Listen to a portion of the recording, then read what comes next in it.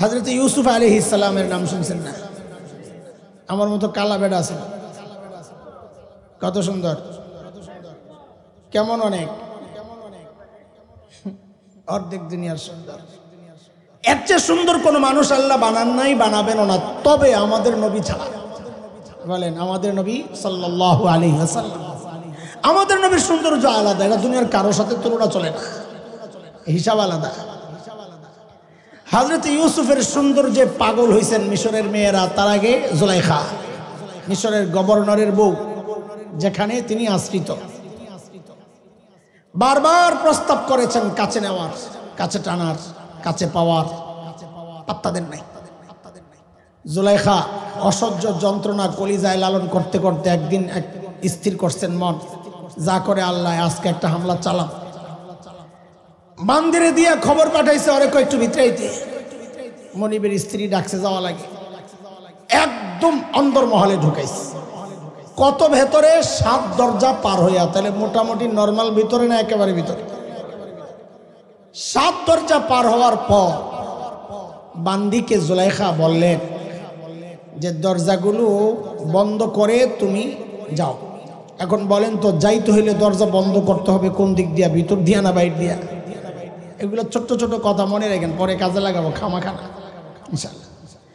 বান্দি সবগুলো দরজা বাইরে দিয়ে বন্ধ করে গেছে। হযরত ইউসুফ আলাইহিস সালাম পড়ছেন এক ভয়ঙ্কর বিপদে। মুফাসসিররা বলেন বিপদ মৌলিকভাবে 3টা। 1 নম্বর বিপদ হচ্ছে চারদিক বন্ধ, বের হওয়ার কোনো রাস্তা নাই। 2 নম্বর বিপদ হচ্ছে মনিবের বউয়ের আবেদন, ডাকা প্রত্যাখ্যান করা কঠিন। 3 নম্বর বিপদ হচ্ছে নিজেও তো টকবগে যুবক, এমন ভেতরে একজন সুন্দরী নারীর, এই বয়সে নারীর আহ্বানকে প্রত্যাখ্যান করাও কম কষ্ট না। এই মৌলিক 3টা বিপদের মুখে নবী ইউসুফ, তখন এই পুরা বিষয়টা আল্লাহ তাআলা কোরআন আল কারীমের মধ্যে লম্বা আলোচনা করেছেন। সূরা ইউসুফের 23, 24, 25, 26, 27 সবগুলো আয়াতে পুরা ঘটনা আল্লাহ আনছেন। আল্লাহ কি বলেন শোনেন, وراودته التي هو في بيتها عن نفسه وغلقت الأبواب وقالت هيت لك قال معاذ الله إنه ربي أحسن مثواي إنه لا يفلح الظالمون ولقد همت به وهم بها لولا أن رأى برهان ربه كذلك لنصرف عنه السوء والفحشاء إنه من عبادنا المخلصين।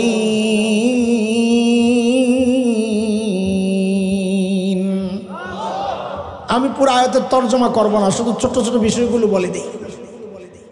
হযরত ইউসুফকে যখন জুলাইখা ডাকছে, আসেন ওয়েলকাম, হযরত ইউসুফ বুঝছেন এই জায়গায় বাঁচারা আমার আর কোনো রাস্তা নাই। এই মুহূর্তে আমাকে বাঁচানোর রাস্তা, একটাই, সেটা হচ্ছে কে বাঁচাবেন? তিনি নিজে বাঁচার চিন্তা চেষ্টা বাদ দিয়া দিয়েছেন এক চিৎকার, মাআযাল্লাহ, ও আল্লাহ আমারে বাঁচান।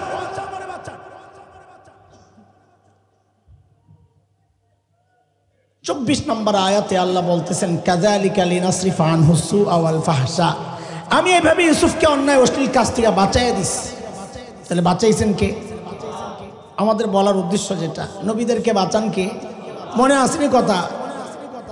কেমনে বাঁচাইছেন আল্লাহ বলতেছেন 25 নম্বর আয়াত থেকে, ওয়াস্তাবাকাল বাব ওয়াকাদ্দাত কামিসাহু মিন দুবুর وألف يا سيدها لدى الباب।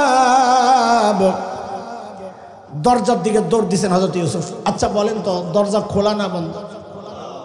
ভিতর দিয়া না বাইরে দিয়া?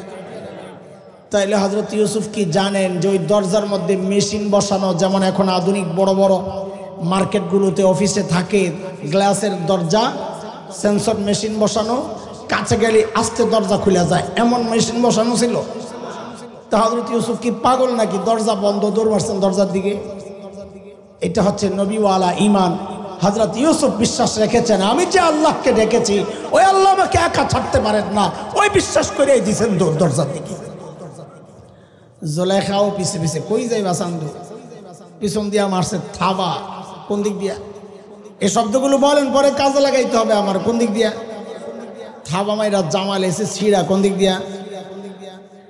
যেই দরজার সামনে গেছে দরজা খাট করে খুলে গেছে। খুলছেন কে? ওই যে বলতেছি নবীদেরকে গুনাহ থেকে বাঁচান কে? প্রত্যেক পদে পদেই পাইবেন বিষয়টা। পরের দরজায় গেছেন, আবার খাট করে খুলে গেছে। এভাবে যেতে যেতে একদম শেষ দরজা খুইলা যায়া পড়ছে একেবারে জামাইয়ের সামনে, মিশরের গভর্নরের সামনে, হাতে নাতে ধরা। বেটি তো চালাক, জাগায় পোল্টি মারছে। পোল্টি বুঝেন তো না? কি পোল্টি? قالت ما جزاء من أراد بأهلك سوءا إلا أن يسجن أو عذاب أليم। বলে আপনার স্ত্রীর সাথে অপকর্মের চেষ্টা যে করলো তার শাস্তিটা কি হওয়া উচিত? দেখছেন নি? অপরাধ করলো নিজে, চাপায়া দেয় আরেকজনের কান দিয়ে, পুরাই হাসিনা স্টাইল। কথা কন ঠিক কিনা? হ্যাঁ, এই সিস্টেম আগের থেকেই চলতেছে। আপনার বিবির সাথে অপকর্মের চেষ্টা যে করলো তার শাস্তি কি হওয়া উচিত? বইলাই আবার নিজেই কয় শাস্তি দুইটার যে কোন একটা দেন। হয় ওরে আয়না করে ঢুকান, তখন তো আয়না করে আসলো না, যেটা আসলো এটারই নাম দিলাম আর কি। অথবা রিমান্ডে নিয়ে একটা কঠিন পিঠা লাগাই দেন, কারণ রিমান্ড এমন জিনিস, পিঠা লাগাইলে যে আসামি না সেও স্বীকার করে। কোন এক বিদেশি সংস্থার পক্ষ থেকে পুলিশ, কোন দেশের পুলিশ কত চৌকস, পরীক্ষার জন্য দাওয়াত দিছে, আসো দেখবো আমরা পরীক্ষা করব কোন দেশের পুলিশ কত বেশি এক্সপার্ট হ্যাঁ আসামি ধরার ক্ষেত্রে। তো জঙ্গলে ছেড়ে দিয়েছে, কি আধা ঘন্টার মধ্যে শিয়াল একটা ধরে লই কি আনতে পারে। 10 মিনিট পরে বিশেষ এক দেশ, কইলাম না নিজের উপরে পড়বো এই জন্য নাম কইলাম না, বিশেষ এক দেশের পুলিশ যায় কুত্তা একটা ধরে লইছে। কি আনছে?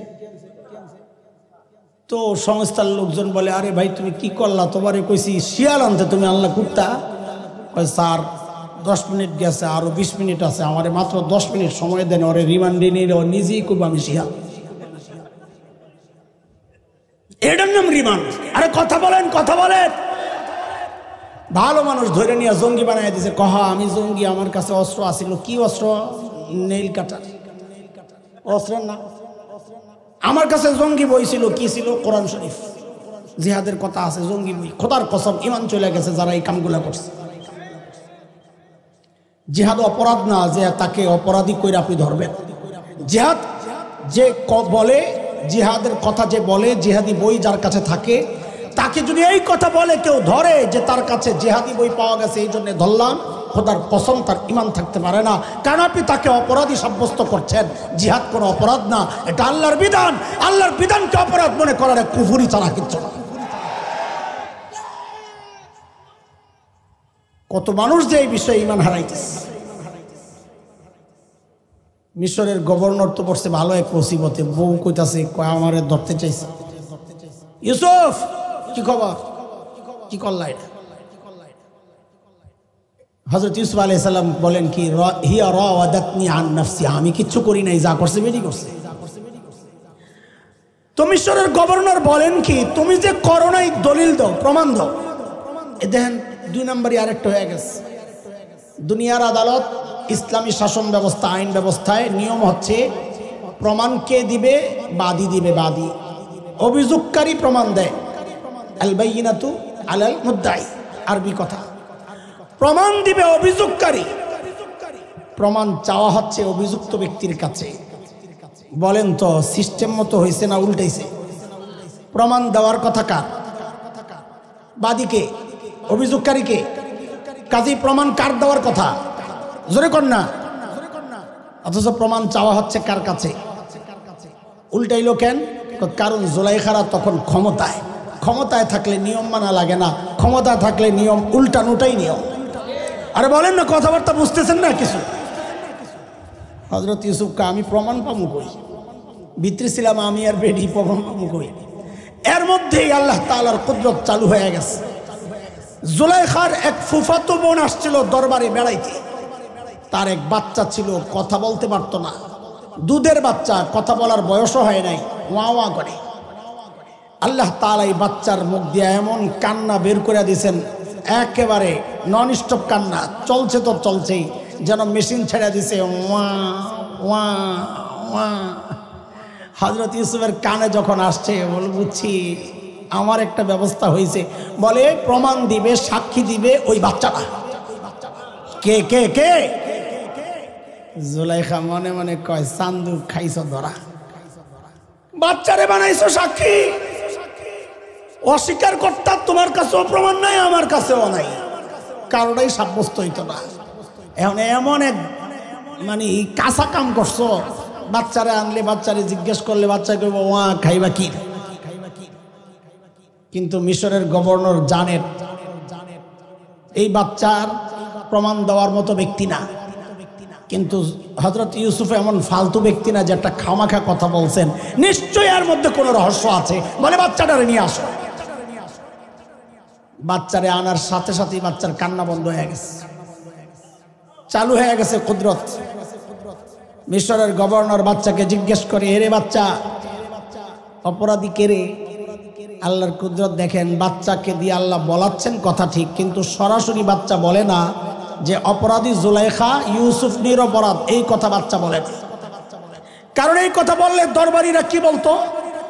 দরবারীরা বলতো ইউসুফ জাদু দিয়া এটা বাইর করছে। হুজুর গজে কত কাম, হুজুররা রং মাইক্যা শাপলা চত্বরে হইয়া থাকে, এগরে বিশ্বাস করা যায় না, আরো অনেক নাটক জানে।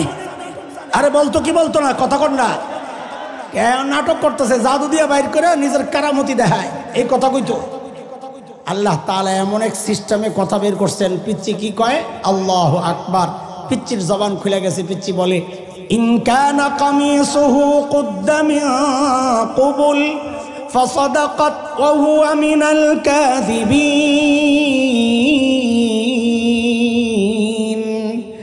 ওয়া ইন কানা কামিসুহু কুদ্দা মিন দুবুর فكذبت وهو من الصادقين।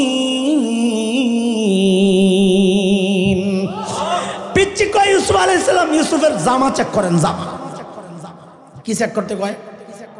কয় জামা চেক করলে, কই যদি দেখেন জামা সামনে দিয়ে ছিঁড়া, তো মনে করবেন ইউসুফ অপরাধী, জুলাইখা নিরপরাধ। ইউসুফ ধরতে গেছে, জুলাইখা আত্মরক্ষার্থে ধাক্কা মারছে, টান দিছে, জামার সামনে দিয়ে ছিঁড়ে লাইছে। আর যদি দেখেন জামা পেছন দিয়ে ছিঁড়া, তো মনে করবেন ইউসুফ নিরপরাধ, জুলাইখা অপরাধী। ইউসুফ পালাতে গেছে, জুলাইখা পেছন দিয়ে ধইরা টান মারছে। আয় ফালাম্মা রাআ কামিসাহু কুদ্দা মিন দুবুর, মিশরের গভর্নর যখন দেখলো জামা পেছন দিয়া ছিঁড়া, কয় কেস তো ফিটিং। আয় হায় হায় হায়, কারবার কি? ও ইউসুফ আরিদান হাজা, কাউরে কিচ্ছু বইল না। জুলাইখা অপরাধ করছো নিজে, চাপাও আরেকজনের কান্দে, না না, এটা অপরাধীর নিয়ম না। অপরাধ করছো, ফাস্তাগফিরি লিযামবিক, অপরাধ স্বীকার করে আল্লাহর কাছে তওবা করো। অপরাধ স্বীকার করতে হয়, মানুষের কাছে ক্ষমা চাইতে হয়। অপরাধ কইরা বিদেশ থেকে উস্কানি দিলে কাজ হবে না। মানুষ 32 নম্বর ভাঙছে, প্রয়োজনে টঙ্গি পাড়াও তছতছ করা হবে।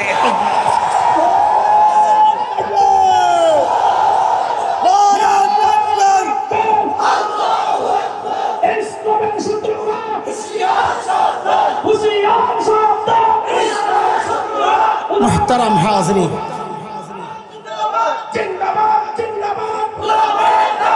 हजरत यूसुफ के बाचाइसन के বলেন, হযরত ইউসুফকে গুনাহ থেকে বাঁচাইছেন কে?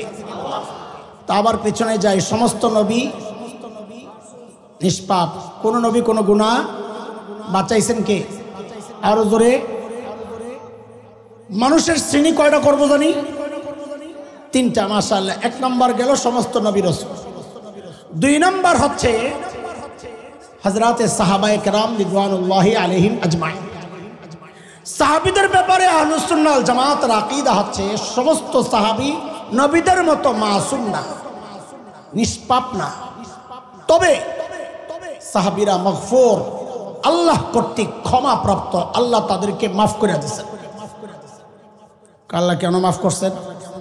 কারণ আল্লাহ দেখছেন গুনাহ যদি কারো হয়েও গেছে, ওই তাদের দিলের মধ্যে যেই মেহনত হয়েছে, তাকওয়া যে শিখাইছেন নবী, তা আল্লাহ নিজে পরীক্ষা নিছেন। দেখেন না, যিনি পড়ান ফাইনাল পরীক্ষা তিনি নেন, কেনেন আরেকজন নেয়, ঠিক না?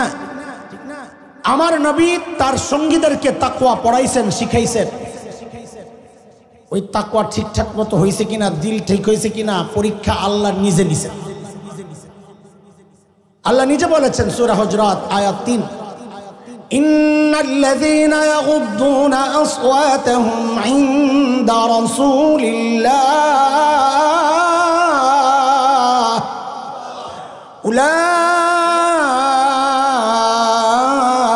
উলাইকাল্লাযীনা ইমতাহানাল্লাহু কুলুবাহুম লিত্তাকওয়া লাহুম মাগফিরাতুন ওয়া আজরুন আযীম।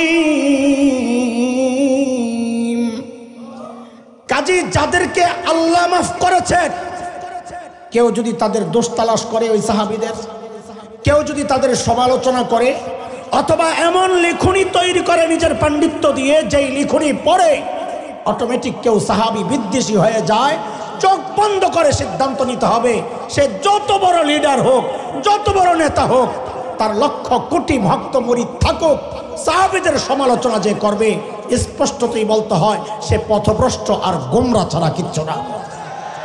কথা বলেন, খবরদার এই দুই জায়গায় একদম জবান বন্ধ। এছাড়া আমরা যারা আছি 3 নম্বর গ্রুপ। কয় গ্রুপ জানি মানুষ? 1 নম্বর, 2 নম্বর, তৃতীয় গ্রুপ হচ্ছে আমরা যারা। আমাদের ব্যাপার হচ্ছে ব্যক্তিগতভাবে কেউ কেউ গুনাহমুক্ত থাকতে পারে না, কিন্তু সামষ্টিকভাবে আমরা সবাই গুনাহ করেছি, করছি, করে যাচ্ছি, ঠিক না?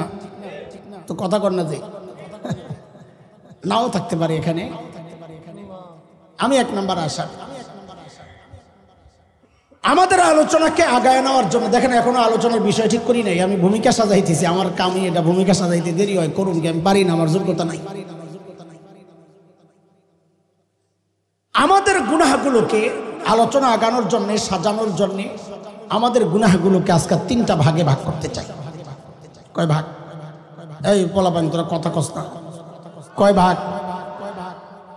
1 নম্বরটা বলার আগে পিছনের একটা পড়া আগে শুনে ওই মুখস্থ আসেনি। আমি অর্ধেক বলবো, বাকি অর্ধেক আপনারা বলবেন, শূন্যস্থান পূরণ করবেন। মনে থাকবো তো? আমি বলি অর্ধেক, বাকি অর্ধেক বললেন বুঝা বুঝা। আল্লাহ তাআলা ছাড় দেন। বাপরে বাপ, ভালোই মুখস্থ আছে। আবার বলে আল্লাহ ছাড় দেন, আল্লাহ ছাড় দেন। এখন আমি যদি এর বিপরীত কিছু বলি তো আমার কিল খাওয়া লাগবে, তাই না? জি দিব। শুনেন, এই যে পড়াটা মুখস্থ করছেন না, এটা ভুলেন না, বাদ দেওয়াও দরকার নাই, এটা ঠিক আছে। তবে আজকে আরেকটা নতুন পড়া মুখস্থ করেন। আগেরটা বাদ দিয়ে না, পরে আবার ভেজাল লাগায়েন না যে এক হুজুর এক একটা কয়। না না, ওইটা ঠিক আছে কথা। আজকে আরেকটা পড়া মুখস্থ করেন। বলেন আমার আল্লাহ, সবাই বলেন না, আমার আল্লাহ ছাড়ও দেন, ছেড়েও দেন। বলেন আমার আল্লাহ ছাড়ও দেন, ছেড়েও দেন। ভাই এটা আমার কথা না, কোরআনে আসছে। হযরত উলামায়ে কেরাম আছেন, ভুল হইলে ধরে দিয়ে। আল্লাহ বলেছেন ওয়ায়াফু আন কাসীর, আমি বহুজনের বহু গুনাহ এমনি মাফ করে দিই। আচ্ছা, এই যে নতুন পড়াটা মুখস্থ করলেন, জিতছেন না ঠকছেন? যদি ওই কূপ দিয়া বয়ে থাকেন আল্লাহ ছাড় দেন, ছেড়ে দেন না, তা আমাদের বাঁচার উপায় কি? হ্যাঁ, একটু রাস্তাঘাট রাখা লাগবে না? তাইলে আমরা আমাদের গুনার এক প্রকার পাইলাম যেগুলো আল্লাহ এমনি মাফ করে দেন। এমনি আমাদের গুনার দ্বিতীয় প্রকার, বহু গুনাহ আমাদের এমন আছে যেগুলো আল্লাহ আমাদের নেক আমলের দ্বারা মিটায়া দেন। আল্লাহ নিজে বলেছেন, কথা একটাও আমার না। আল্লাহ বলেন, ইন্নাল হাসানাত ইউযহিবনাস সাইয়্যাত। আল্লাহ বলেন বহু নেক আমল এমন আছে যা বহু গুনাহকে মিটায়া দেয়। যেমন আপনাদেরকে একটা হাদিস শোনাই। নবী আলাইহিস সালাম বলেন, মান হাজ্জা লিল্লাহ, বুখারী মুসলিমের riwayat, বর্ণনাকারী হযরত আবু হুরায়রা। নবী বলেন, মান হাজ্জা লিল্লাহ ফালাম ইয়ারফাস ওয়ালাম ইয়াফসুক রাজাআ কায়াউমিন ওয়ালাদাতহু উম্মুহ। আল্লাহর নবী বলেন, কেউ যদি আল্লাহর জন্য হজ করে, কার জন্য চিৎকার করে বলেন তো? কার জন্য? আবার বলেন, ওই হজ কার জন্য করে? হ্যাঁ, না আরেকজনের জন্য করে? কার জন্য? তো হজ তো করে আল্লাহর জন্য, তো নবী এটা বলার দরকার কি? কেউ যদি আল্লাহর জন্য হজ করে, বোঝা গেল কিছু একটা আছে, ঝামেলা একটা। কিছু লোক পাওয়া যাবে যারা আল্লাহর জন্য হজ করে না। কেমনে বুঝবো? এই সমাজে অভাব নাই, আমি 2 জন দেখাবো, কথা বলে না। আর দেখাবো, হজের আগেও দাড়ি কাটতো, হজের পরেও দাড়ি কাটে না? নাই। হজের আগেও সুদ খাইতো, হজের পরেও সুদ খায়। হজের আগেও ঘুষ খাইতো, হজের পরেও ঘুষ খায়। হজের আগেও দুর্নীতি করতো, হজের পরেও ছাড়ে নাই। হজের আগেও সন্ত্রাস ছিল, হজের পরেও সন্ত্রাসী আছে না নাই?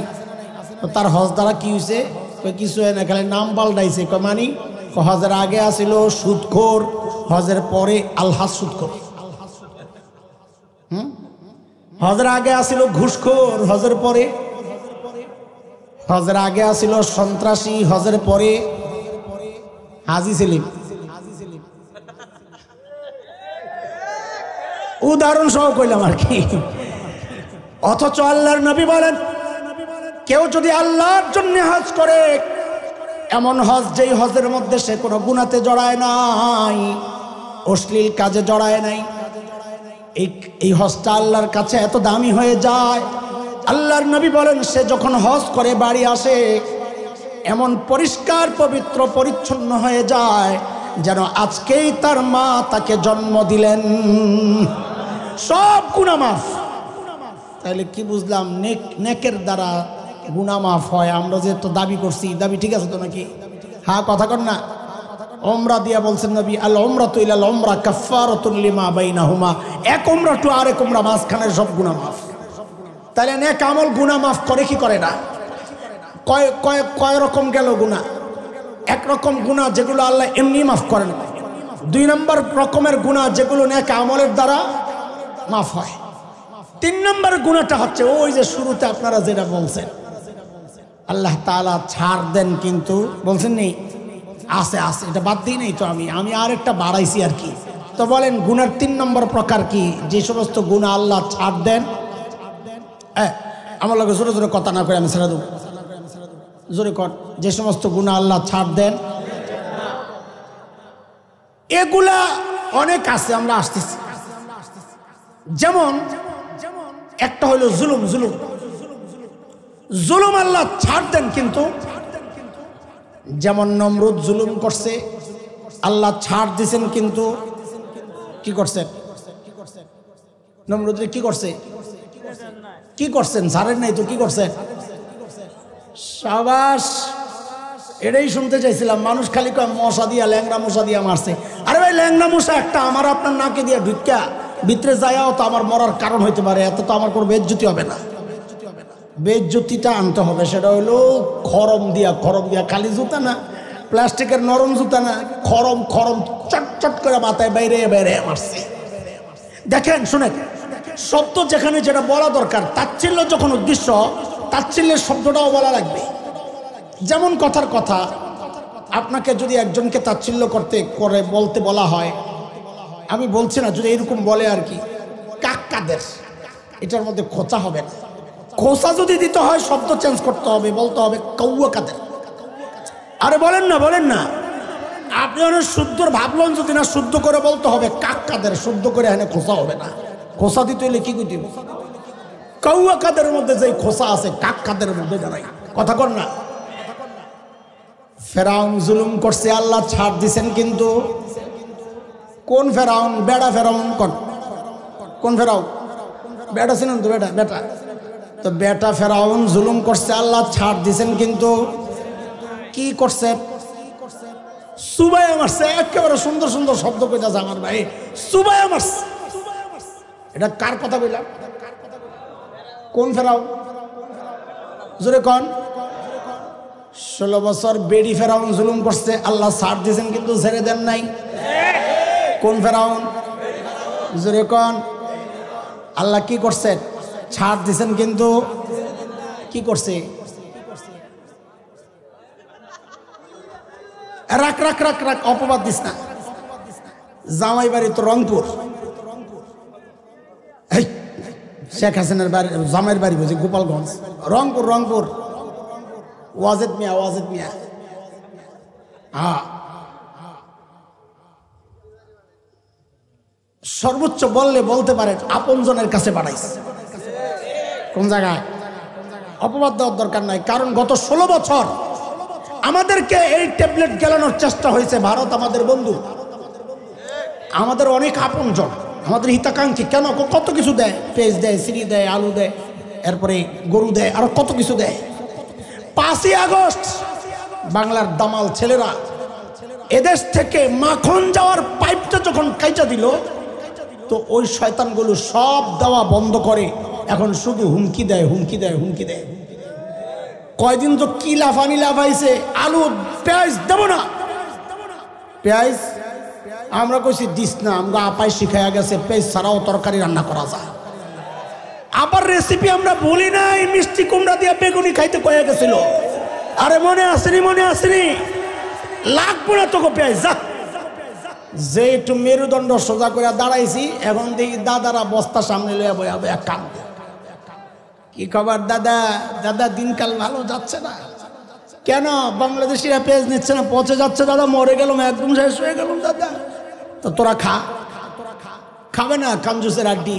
ওদের রুচি এত নোংরা, মন এত নিচু, কি বলবো আপনাদেরকে। এই জন্যে মাঝে মাঝে ওই যখন দেখছি সীমান্তের কাছে আইসা খালি ভেসকি মারে, ঢিক্কা যাইব ঢিক্কা যাইব ভাব। আমাকে বাংলাদেশ দখল করার আগে নিজেদের হাগার জায়গা ঠিক করে। এখনো রাস্তাঘাটে যারা মলমূত্র ত্যাগ করে, ওরা বলে আরেক দেশ দখল করব। আর আরেক দেশ দখল করার জন্য উন্নত চরিত্র লাগে, মানসিকতা উঁচু লাগে। এই চরিত্র নিয়ে, এই মানসিকতা নিয়ে আরেক দেশ দখল করা যায় না। ওই স্বপ্ন দেখলে মুসলমান দেখতে পারে। ইনশাআল্লাহ সময় কাছায় আসছে, ঘোড়ার ডিম আমার দেশ দখল করবা। মিয়া সারা দুনিয়ার দিকে তাকায়া দেখো, কালিমার পতাকা সিরিয়ায় উঠে গেছে, আফগানিস্তানে কালিমার পতাকা উঠে গেছে। আরে আমার দেশকে দখল করবা। আমরা তো স্বপ্ন দেখি ইনশাআল্লাহ, আমরা তো স্বপ্ন দেখি ইনশাআল্লাহ খুব শিগগির দিল্লির লালকেল্লা আবারও কালিমার পতাকা পথ করবে ইনশাআল্লাহ।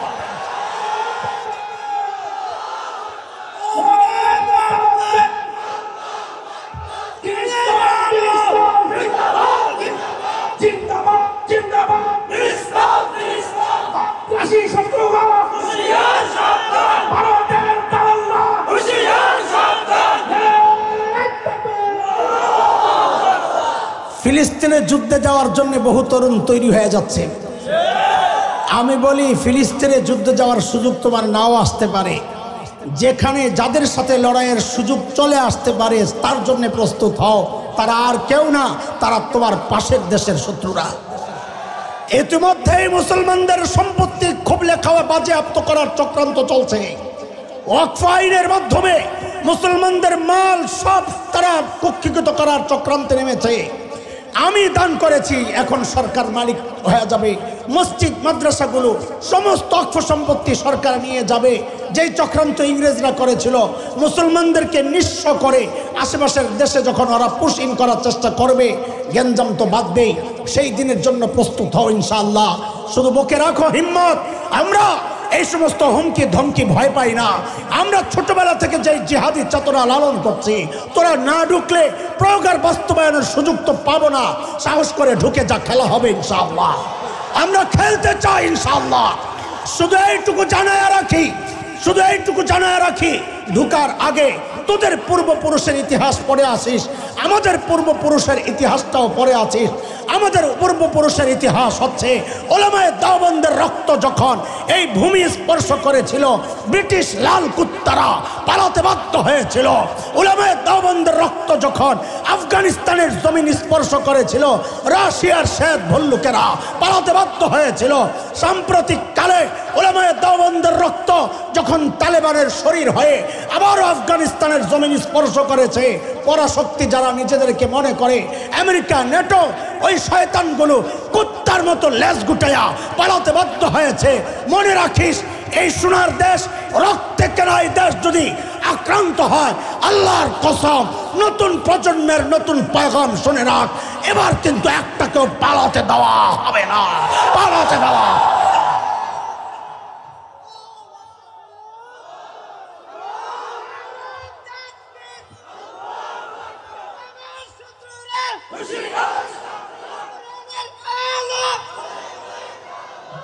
ও মুসলমান, আছেন তো হারায়া যায় না। এমন অসংখ্য গুনাহ আছে যা আল্লাহ ছাড় দেন, কিন্তু এই গুনাহগুলো নিয়ে আলোচনার মাকসাদ আমার না। আজকে একটা ভিন্ন গুনাহ নিয়ে কথা বলতে চাই। শুরুতে কোরআনের যে আয়াত পড়েছে, ওই আয়াতে আল্লাহ বলেছেন এই টাইপের গুনাহ আমি ছাড় দিব, কিন্তু ছেড়ে দিব না। সেটা কি? আল্লাহ বলেন, بلى من كسب سيئة وأحاطت به خطيئته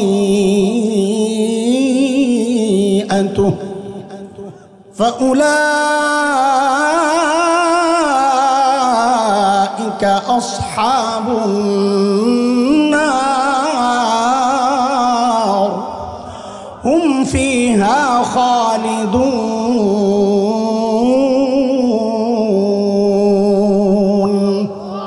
আয়াতের তর্জমা করছি না। আল্লাহ বলেন যে গুনাহ বান্দাকে ঘিরে নেয়, আহাতাত বিহি খাতিআতু, যে গুনাহ বান্দাকে ঘিরে নেয়, মানে কি এই কথা? মুফাসসিররা বলেন মানে হচ্ছে যে গুনায় মানুষ ফেঁসে যায়, ছাড়তে পারে না, নিয়মিত করে।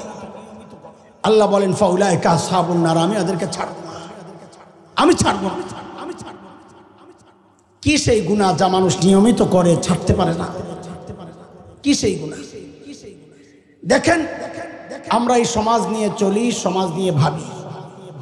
আমি এই সমাজের দিকে তাকায়া এমন বিশেষ 5টা গুনাহ পাইছি, যে গুনার মধ্যে এই সমাজের বহু মানুষ জড়িত, ছাড়তে পারে। এর মধ্যে একটা গুনাহ আছে এমন, যে গুনার মধ্যে এই সমাজের জুয়ান, বুড়া, নারী, পুরুষ, সাধারণ মানুষ, হুজুর, পীর সাহেব, মুরিদ সাহেব, ইমাম, মুসল্লি, সব শ্রেণীর মানুষ যে গুনায় জড়িত, ছাড়তে পারে না। সেই গুনাহটার নাম হচ্ছে গীবতের গুনাহ। আমি একটা বলবো, আর বলবো আপনাদেরকে একটু খোঁচা দেওয়ার জন্য, পারলে অস্বীকার করে, পারলে অস্বীকার করে। আরে দুইজন বসলেই তৃতীয় আরেকজনের বদনাম শুরু হয়ে যায়। কি একটা অবস্থা! ফেসবুকটা যেন খোলে কারো বিরুদ্ধে কিছু লেখার জন্য। কি এক আজীব তামাশা! এই ফেসবুক আইসা গীবতটাকে একদম ইজি বানায় ফেলছে মানুষ। কয় গুনাহ মোট মুখস্থ করেন? কয় গুনাহ? 1 নম্বর গুনার নাম। 2 নম্বর গুনাহ, যে গুনার মধ্যে আগের সবার যাদের কথা বলছি সবাই তো জড়িত। এখানে আর একটু বাইরা বহু পিচ্ছি বাচ্চারাও যে গুনায় জড়িত, সেই গুনাহটার নাম হচ্ছে টাচ মোবাইলের গুনাহ। পারলে অস্বীকার করেন।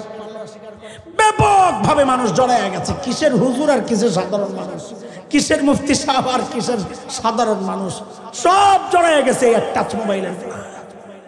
পারলে অস্বীকার করেন। 3 নম্বর, যে গুনাহ এই সমাজের অধিকাংশ পুরুষ জড়ায় গেছে, সেই গুনাহটার নাম হচ্ছে দাড়ি কাটার গুনাহ। এই সমাজের অধিকাংশ পুরুষ যে গুনাহ ছাড়তে পারে না, জড়ায় গেছে। 4 নম্বর গুনাহ, যে গুনাহ এই সমাজের অধিকাংশ পুরুষ জড়ায় গেছে, সেটা হচ্ছে টাকনুর নিচে কাপড় পরার গুনাহ। পারলে অস্বীকার করেন। কয়টা গেল? 5 নাম্বার, এটা বলতে একটু ইতস্ত লাগে, অনেকে নিতে পারবেন না, বিশেষ করে আমার মা বোনরা, আমাকে মাফ করে দিয়েন যারা শুনছেন, কিন্তু আমাদের দায়িত্ব বলা, সেজন্য বলছি। সেটা হচ্ছে এই সমাজের অধিকাংশ পর্দানশীল নারী যে গুনাহে জড়িত। কোন নারী বলেন? কোন নারী? যারা পর্দা করে তারা, অন্যরা তো বাদ, হিসাবের বাইরে। যারা পর্দা করে তাদের অধিকাংশ এই গুনাহে জড়িত। কি আশ্চর্য কথা! এটা বোঝার জন্য কোরআন আল কারীমের পর্দার আয়াতগুলো একটু ঘুরে আসে। সূরা নূর, কোন সূরা? 30-31 নম্বর আয়াত। এই 2 আয়াতে আল্লাহ পর্দার কথা বলেছেন। 30 নম্বর আয়াত আল্লাহ পুরুষের পর্দা সম্পর্কে বলেছেন। 31 নম্বর আয়াতে মেয়েদের পর্দা সম্পর্কে বলতে গিয়ে আল্লাহ বলেন ছোট্ট করে, ওয়ালা ইউবদিনা জিনাতাহুন্না, মেয়েরা যেন তাদের সৌন্দর্য প্রকাশ না করে। ওলামারা বলেন এই কথাটাই যেন পর্দার মূল কথা, সৌন্দর্য গোপন করা। কাজে কোনো নারী যদি ছালার চট গায়ে দিয়ে নিজের সৌন্দর্য গোপন করে, তো ইসলাম বলবে সে শরিয়া অনুযায়ী পর্দা করেছে। কোনো নারী যদি ঘরের কাঁথামুড়ো দিয়ে পর্দা করে, তো ইসলাম বলবে সে শরিয়া অনুযায়ী পর্দা করেছে।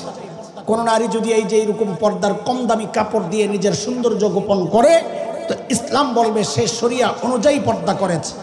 কিন্তু কিন্তু কোন নারী যদি টাইট ফিট বোরকা, রঙিন রং বরঙের বোরকা, জিগজাগ বোরকা, ডিজাইনের বোরকা, শরীরের সাথে লাগোয়া একদম আঁটু বোরকা, এই সমস্ত বোরকা পরে যদি কেউ পর্দা করে, তো ইসলাম বলবে সে শরিয়া অনুযায়ী পর্দা করে নাই। কেন? শরীয়তের পর্দার মূল বিষয় হচ্ছে সৌন্দর্য গোপন করা। লজ্জাজনক ব্যাপার, চরম এক সত্য কথা, সেটা হচ্ছে আজকালকার অধিকাংশ বোরকা দিয়া সৌন্দর্য গোপন হয় না, বরং সৌন্দর্য প্রকাশ পায়, সৌন্দর্য ওপেন হয়। কথা বলেন, কথা বলেন। হ্যাঁ, এটার জন্য 2টা ছোট্ট দলিল নেই। আমি যেখানে থাকি, বাসা 11 রোড, ওর পাশে একটা এলাকা আছে কাটাবন, নাম শুনছেন? শাহবাগের নাম শুনছেন?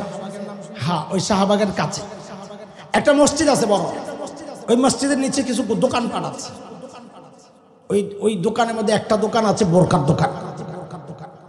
কিসের দোকান? আমার গাড়িটা ওদিক দিয়েই যায়, মাদ্রাসায় যাই ওদিক দিয়েই যায়। তো একদিন সিগন্যাল এই একটু জ্যামে পড়ছি, ওই দোকানের নামের দিকে তাকাই আমি হাইসা দিছি, আমি আমার দলিল পেয়ে গেছি। আমি তো দলিল খুঁজি, কাজী আশেপাশে দলিল খুঁজি, দলিল পেয়ে গেছি।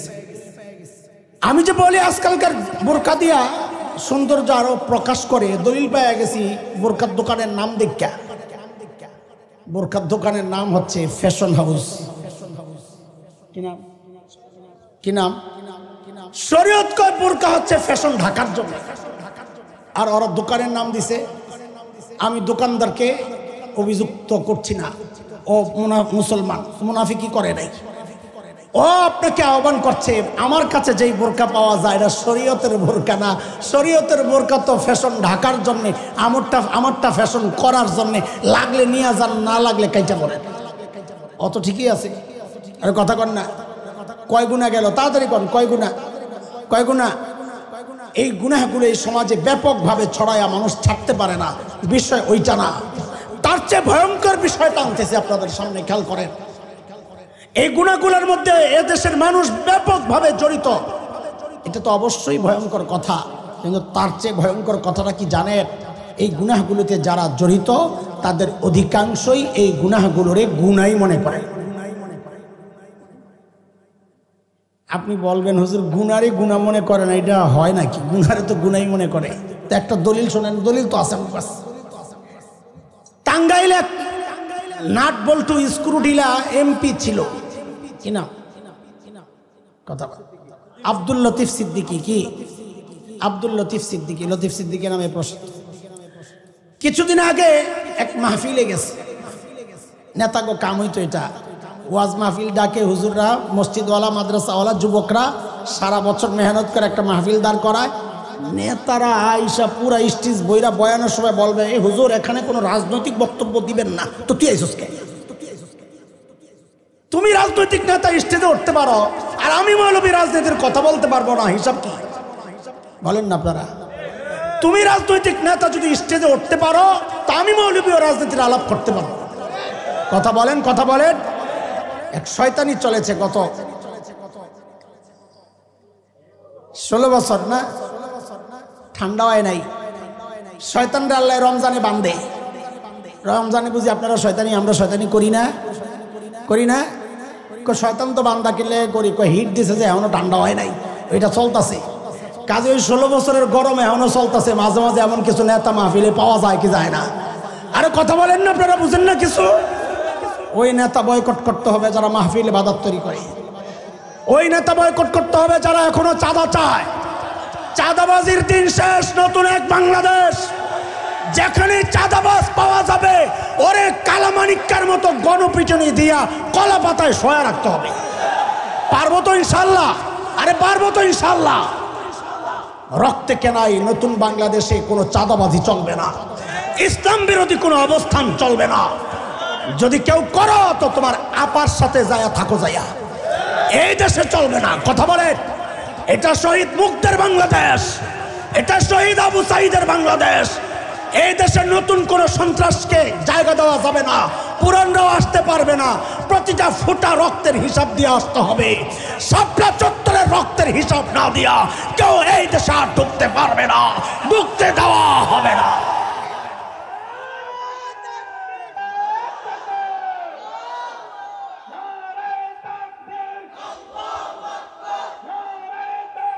মোহতারাম হাজরিন, শুনেন শুনেন, আব্দুল লতিফ সিদ্দিকী গেছে এক মাহফিলে।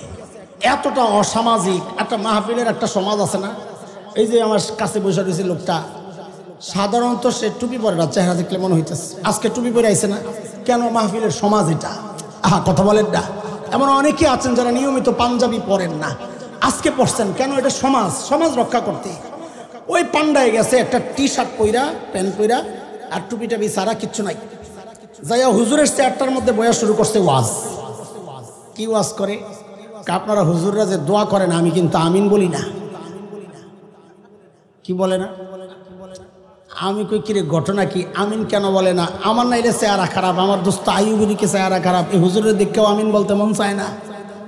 অপেক্ষায় আছি ও কি কয়। আমিন কেন বলি না? আপনারা তো ওয়াজ করেন, বাচ্চাদেরকে বুঝান আল্লাহর কাছে মাফ চাইতে।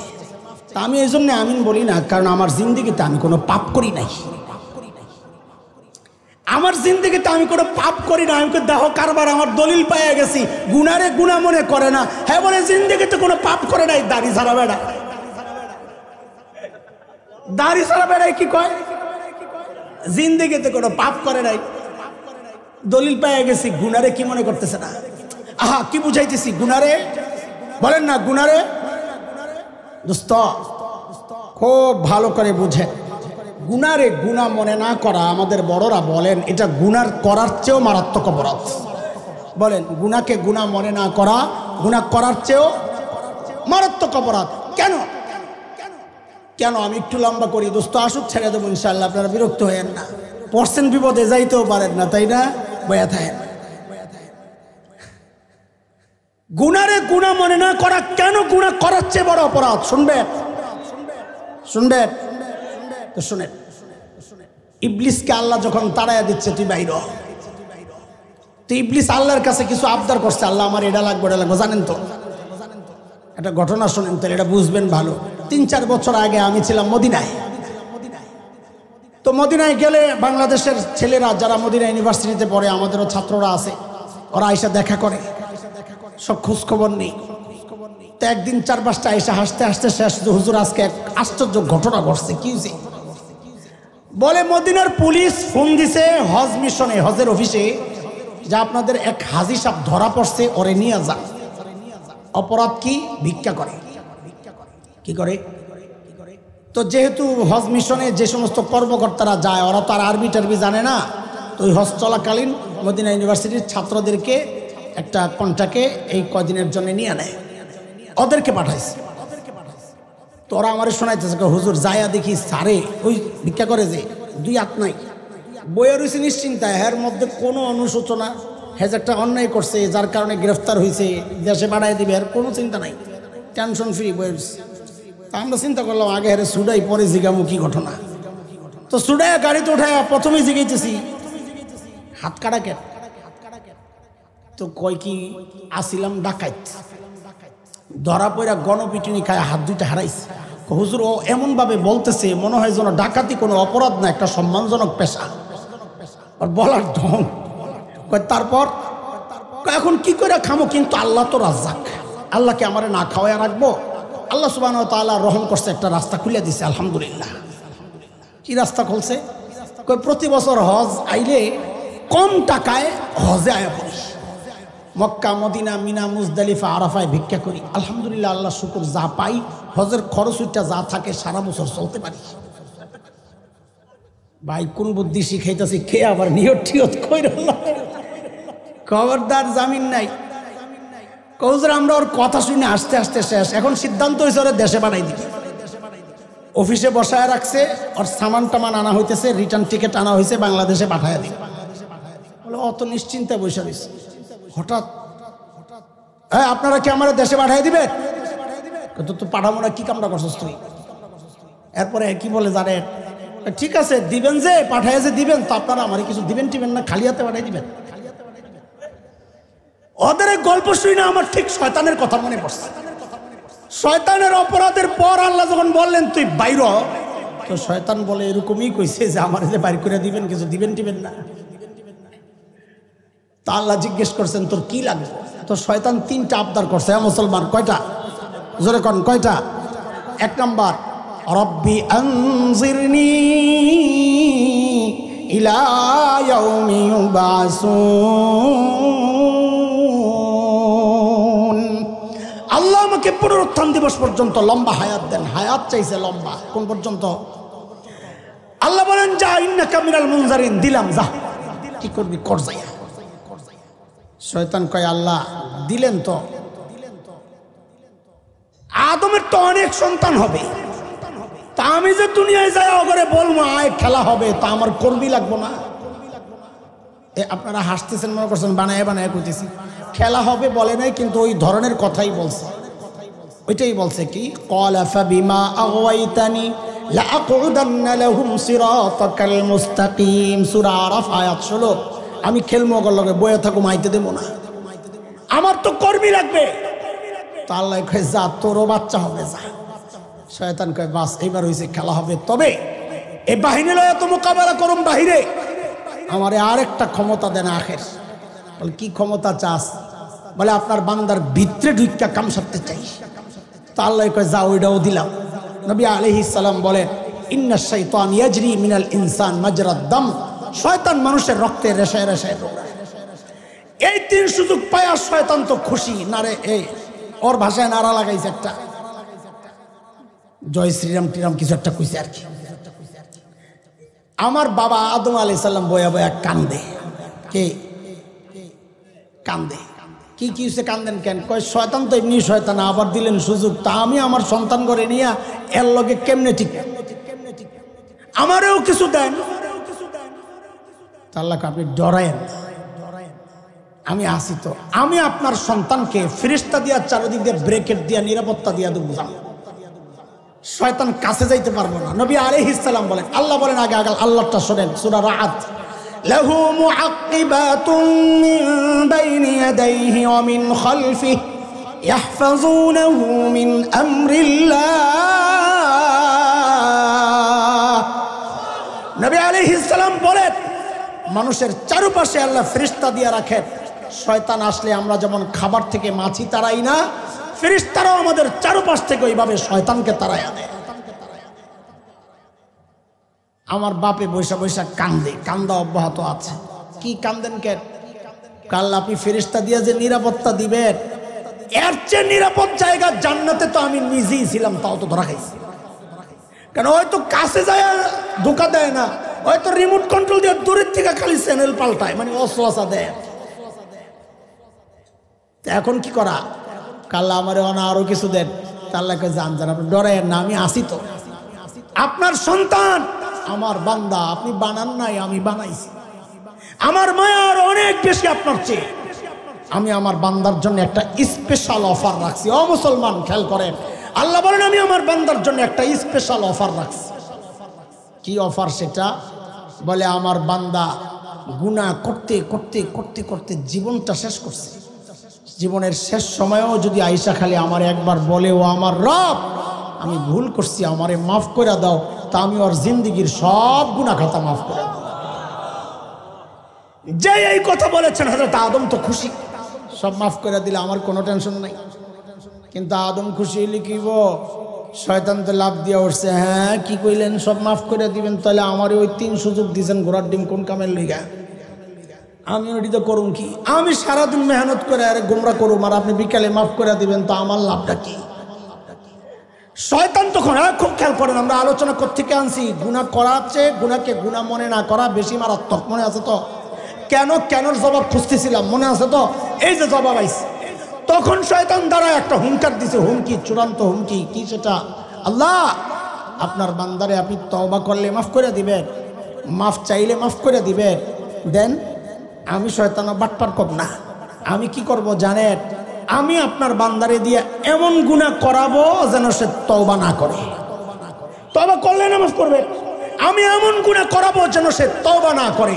মুহাক্কিক আলেমরা পেরেশান হয়ে গেছেন, আর ওই গুনাহ কোনটা যা মানুষ করে কিন্তু তওবা করে না, খুঁজতে খুঁজতে খুঁজতে খুঁজতে পাওয়া গেছে সেই গুনাহ হচ্ছে ওই গুনাহ যে গুনাহ মানুষ করে কিন্তু গুনারে গুনাহ মনে করে না। এই ক্যাটাগরির 1 নম্বর গুনার নাম হচ্ছে বিদআত। কি বলেন? বিদআত। বিদআত মানুষ করে, তওবা করে না। কেন? কারণ তার কাছে সে তো গুনাহই করে নাই, তো তওবা কেন করবে? সে তো মনে করতেছে সওয়াব করতেছে। দোস্ত, এই জন্য বড়রা বলেন গুনাহ করার চেয়ে গুনাহকে গুনাহ মনে না করা আরো মারাত্মক, আরো মারাত্মক, আরো মারাত্মক। আল্লাহ তাআলা গুনাহ থেকেও হেফাজত করেন, গুনাহকে গুনাহ মনে না করার প্রবণতা থেকেও আল্লাহ আমাদেরকে হেফাজত করেন।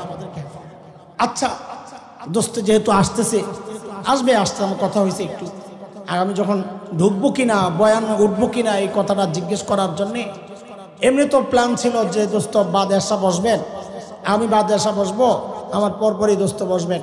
হঠাৎ বেচারার একটা খুবই জরুরত এসে পড়ছে, মাগরিবের পরে ওখানে থাকতে হবে, হঠাৎ জরুরত তো আসতেই পারে, তাই না? খালি জরুরত আপনাকেই আছে, আমাকে কোনো জরুরত নাই, না না নাই। তো দোস্ত আমারে কইল, দোস্ত আমি তো বিপদে পড়ছি, আপনি যান। আমি যাবো মানে কি কথা কর, পোলাপান্ডি মরে যাবো আপনি না গেলে। তাহলে আমি যাই খালি দোয়া করুন, কয়টায় করবেন, কয়টা হেডা কর, দোয়া করবেন কয়টা হেডা কর। পরে আমি হিসাব টিসাব মিলে দেখলাম যে না, 11টার আগে আসতে পারবো না, 11:30টাও বাজতে পারে। তা আমি তাহলে আমি একটু দেরিতেই উঠি, তো এই জন্য দেরি করে বসলাম আর কি। চলতে থাকবে, 11:30 এখন বাজে না, বেশি কথা কইস না, আইসা পড়ব, দোয়া করবে। তো আমাদের বয়ান চলতে থাকুক, কি বলেন? আরে কথা কন, ভাল না লাগলে যাইয়া ওই চা খান, আইলে আবার আয়া পড়েন, যান, ছুটি দিলাম, যান। আশেপাশে চায়ের দোকান আছে না, তো যাইয়া চাটা খান। দোস্তের পোলাবেন যখন স্লোগান দিব, পিসা হুজুরের আগমন, শুভেচ্ছা, স্বাগতম, আপনি লগে লগে কবেন আমি যাই চায়ের টাকা লয়। কি করবেন? আমি যাই চায়ের টাকা লয়, ঠিক আছে? তো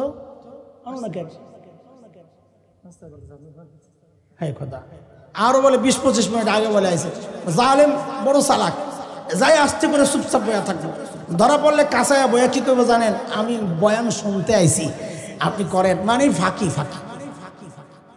সুবহানাল্লাহ। শহীদ হয়ে গেছি, শহীদ হওয়ার পর কয় একটা স্লোগান দেন, শহীদের স্লোগান বড় ভালো লাগে, অবস্থা হয়েছে তাই। আচ্ছা শুনেন, 2টা কথা বলে শেষ করবো ইনশাল্লাহ, এর মধ্যে আইসা পড়বেন। দোস্ত আস, বসে বলে চাটা খায়, চলতে থাকুক, না চলতেছে।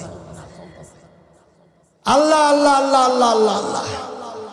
আচ্ছা বলেন তো গুনাহগুলো ছাড়া দরকার কিনা? শেষ কথা বলেন। আমি তো ছাড়তে চাই ইনশাআল্লাহ তাআলা, আপনারাও ছাড়তে চান? হাত নামান।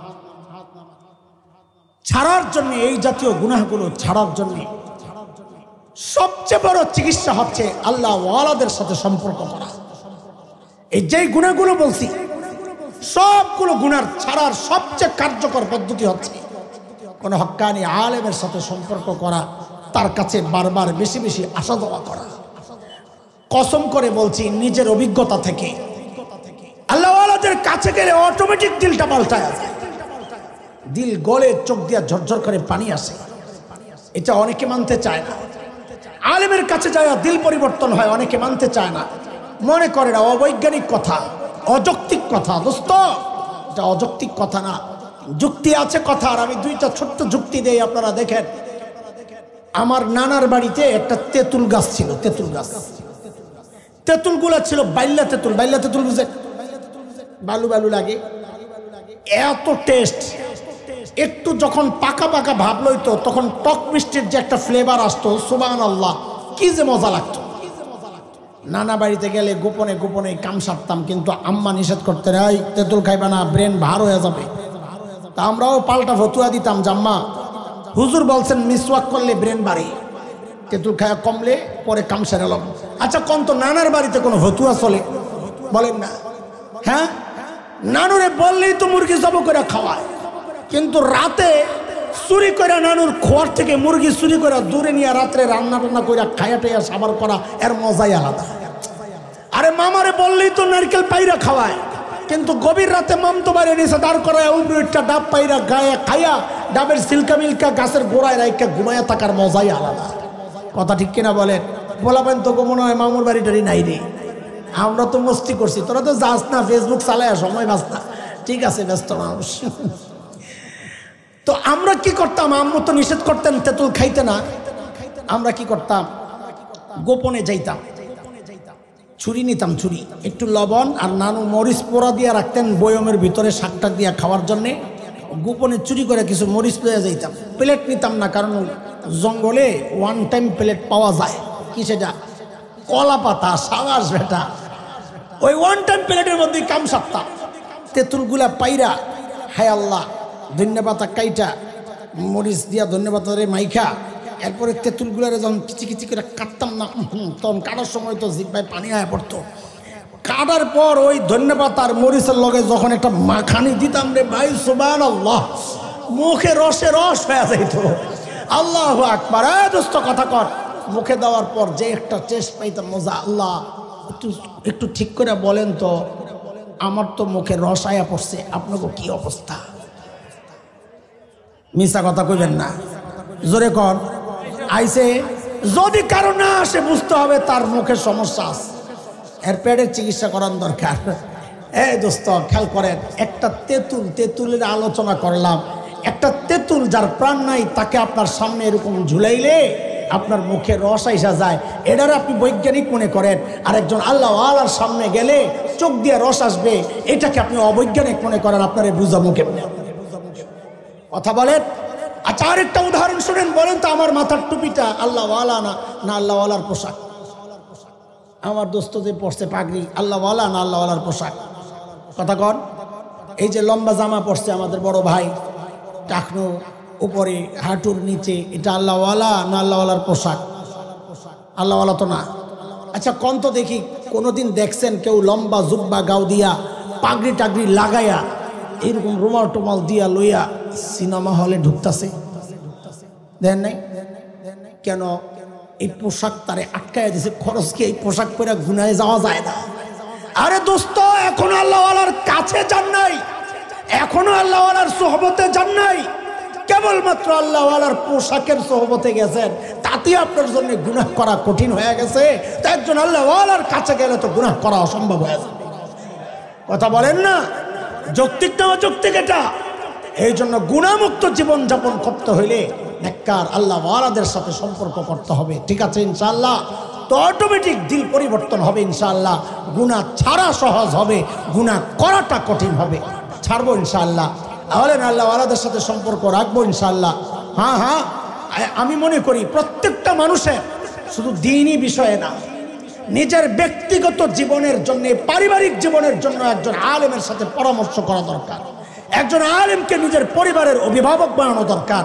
ইনশাআল্লাহ ঠকবেন না দুনিয়াতে, ইনশাআল্লাহ ঠকবেন না আখিরাতে। ইনশাআল্লাহ করবো, ইনশাআল্লাহ বলেন করবো ইনশাআল্লাহ।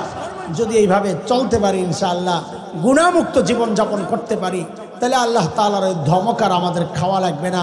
ওই আল্লাহওয়ালাদের সাথে ইনশাআল্লাহ হাসরে উঠবো, আল্লাহওয়ালাদের সাথে ইনশাআল্লাহ জান্নাতে থাকবো ইনশাআল্লাহ।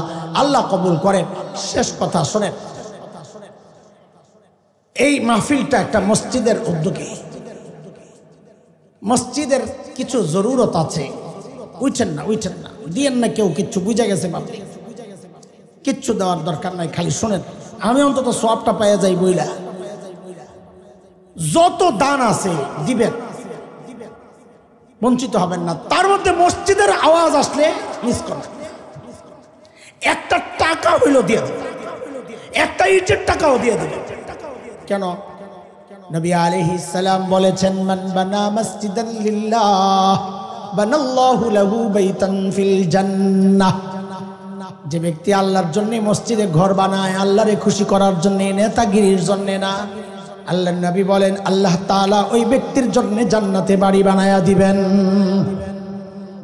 বাড়ি চাইনি জান্নাতে, চাই তো একটা ইটের টাকা হইলো দিয়ে দিবেন। আপনি মনে মনে কইতেছেন আমি জানি যে হুজুর আল্লাহর নবী কইছে মসজিদ বানাইলে বাড়ি দিব, ঈদ কি মসজিদ নাকি?